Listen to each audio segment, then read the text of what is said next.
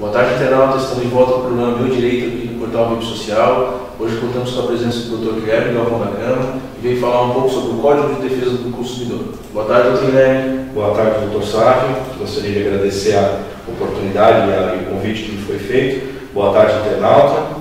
E hoje a gente vai falar, como o Sávio já antecipou, um pouquinho sobre o Código de Defesa do Consumidor. Dr. Guilherme, por que surgiu o Código de Defesa do Consumidor?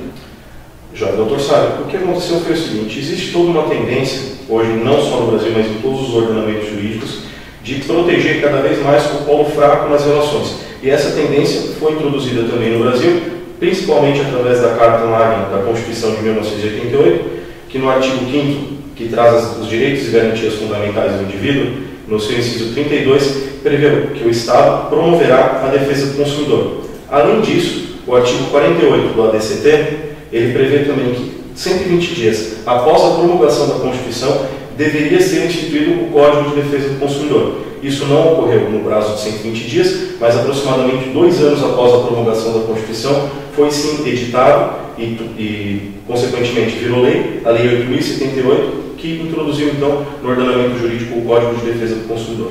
Certo. E quem é esse consumidor? Bom, o Código de Defesa do Consumidor, a Lei 8.078, ela prevê no seu artigo 2º o conceito de consumidor e no artigo 3º o conceito de fornecedor.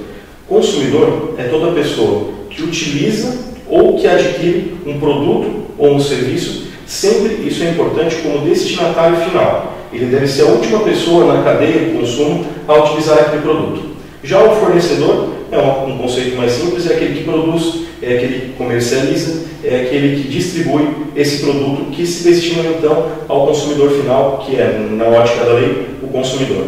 E quais são os principais direitos desse Código de Defesa do Consumidor? Bom, o Código de Defesa do Consumidor, ele visa, além de proteger no âmbito, digamos, filosófico, o consumidor, ele traz algumas, a lei ela tem alguns institutos próprios que facilitam a defesa própria do direito do consumidor mesmo, na prática. E como é que isso funciona? Um dos grandes, talvez até o principal instituto, é a inversão do ônus da prova. Ou seja, numa relação de consumo, quando estão debatendo, por exemplo, consumidor e fornecedor, o consumidor ele não deve provar, ele não precisa necessariamente provar as suas alegações. Ele precisa dar um indício de prova e quem tem que comprovar que aquilo não é verdade é o fornecedor, justamente em função dessa inversão do ônus da prova. Né?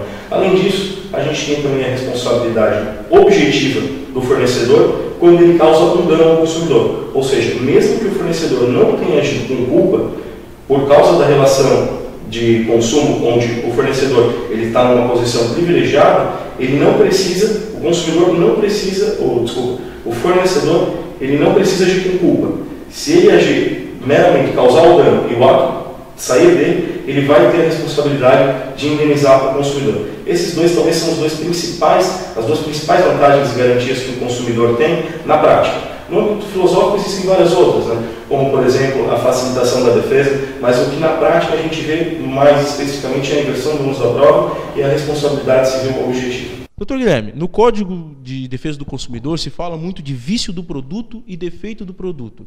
O que é isso? Bom, interessante a tua colocação. Nesse tópico, onde o Código de Defesa do Consumidor ele fala sobre o vício do produto e o defeito do produto, ele trata puramente de responsabilidade civil. Ou seja, qual que é a responsabilidade civil do fornecedor quando o produto apresenta um defeito ou apresenta um vício? Então vamos lá. O vício do produto é um problema que o produto vai ter no seu funcionamento ou na sua comercialização que vai causar um problema ao consumidor para utilizá-lo. Ou seja, ele está diretamente ligado ao fim, ao objetivo com o qual você tinha ao adquirir o produto. Por exemplo, eu compro um computador, na hora que eu tento ligar o computador ele não funciona. Esse é um produto que tem um vício e ele não se preza ao objetivo que eu tinha quando comprei o produto. Já o defeito de produto, ele é um pouco mais amplo. Essa qualidade ruim do produto, ela é capaz de causar um dano ao consumidor. Por exemplo, um fogão, você adquire um fogão, ao ligá-lo, ele explode e causa severas queimaduras no consumidor.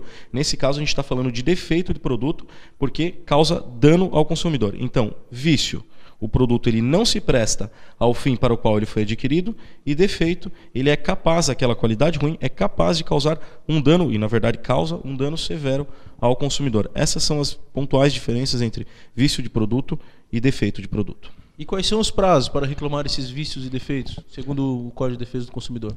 Certo, muito interessante, doutor Sávio. Os vícios de produto, eles vão ter diferença, você vai poder reclamar dependendo do tipo de produto que for. Se a gente estiver falando de um bem não durável, o consumidor tem 30 dias para reclamar o vício. E se a gente estiver falando de um bem durável, 90 dias para reclamar o vício. E o defeito do produto? No caso de defeito de produto, existem algumas características além dessas do prazo, né? Você tem, via de regra, 5 anos a partir do conhecimento do dano e do conhecimento da autoria do dano. Isso é interessante, porque eventualmente se um produto ele está mal identificado com quem foi a pessoa que fabricou aquilo, sobre quem foi a pessoa que fabricou, você automaticamente identifica o dano, ou seja, você sofreu, por exemplo, no caso do fogão, a queimadura, mas você não consegue imediatamente identificar quem que é o autor. O teu prazo de 5 anos para reclamar isso, ele passa a correr apenas após o conhecimento do dano e da autoria do dano. Saber quem foi o produtor daquele produto. E uma outra coisa importante de se constatar também com relação ao vício é que a gente falou ali de bens duráveis e bens não duráveis, 30 e 90 dias, né? Mas é importante ressaltar que se o vício for oculto, se por exemplo é um vício que você não consegue perceber na hora que você compra, vamos supor, você comprou o computador, você ligou, ele funcionou corretamente durante 60 dias e de repente ele parou de funcionar. Aquele produto ele continha um vício oculto, um vício que não era de fácil constatação, que imediatamente você não podia perceber, você só percebeu depois de utilizá-lo durante um certo prazo. Nesse caso, o prazo de 30 ou de 90 dias, ele conta-se apenas a partir da constatação do defeito. Ou seja, eu comprei o computador fazem 6 meses, mas eu descobri o defeito apenas hoje, eu tenho 90 dias, se for o caso de produto durável, e 30 no caso de um produto não durável, para reclamar esse vício em juízo. E daí sim o fornecedor ele deve responder a um processo, naturalmente, mas responder por esse vício no meu produto que acabou inutilizando ele para o fim pelo qual eu adquiri esse produto. Muito obrigado, doutor Guilherme, pelas explicações. Tenho certeza que a sociedade vai aproveitar muito bem as informações. Muito obrigado, internauta. Até na próxima quarta-feira.